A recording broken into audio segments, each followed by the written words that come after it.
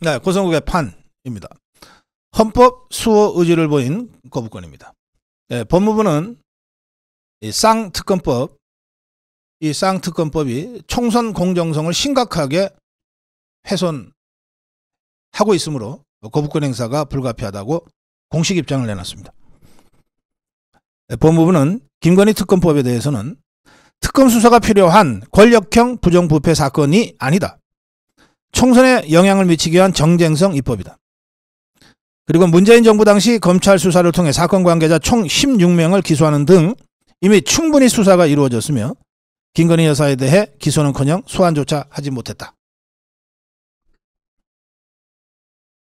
김건희 특검법은 헌법상 명확성의 원칙, 비례의 원칙 등을 위반하고 형사법 체계의 기본을 갖추지 못한 위헌적 법률안이다. 55클럽 특검법에 대해서도 이미 검찰 수사와 재판을 받고 있는 민주당 이재명 대표 방탄이 목적이다. 이렇게 공식 입장을 밝혔습니다. 윤석열 대통령은 이관섭 비서실장이 읽은 1200자 분량의 입장문을 통해서 이 쌍특검법을 조목조목 비판했습니다. 이관섭 비서실장은 이번 특검 법안들은 총선년 여론조작을 목적으로 만들어져서 많은 문제가 있다.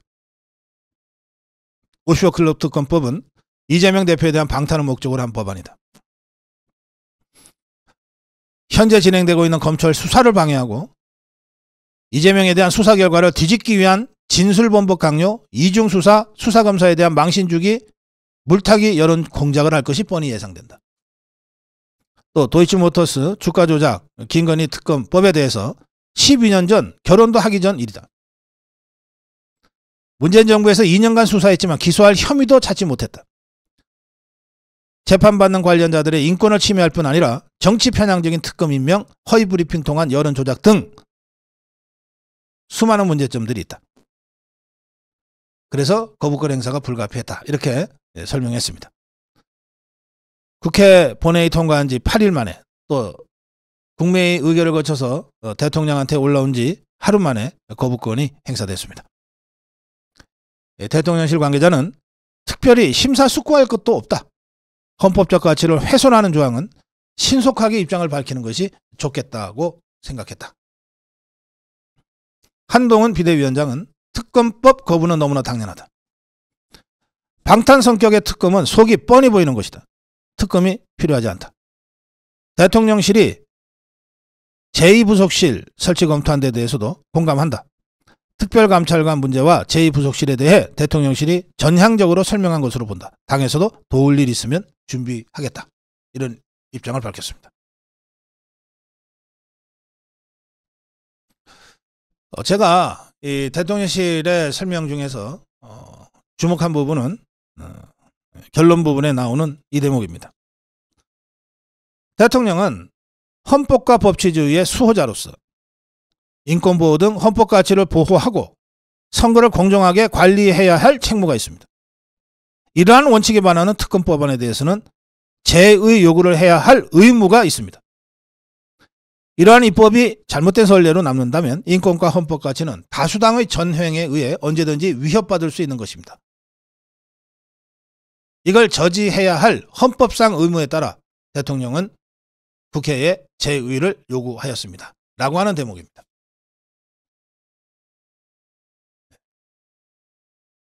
헌법과 법치주의에 수호 의무가 있다.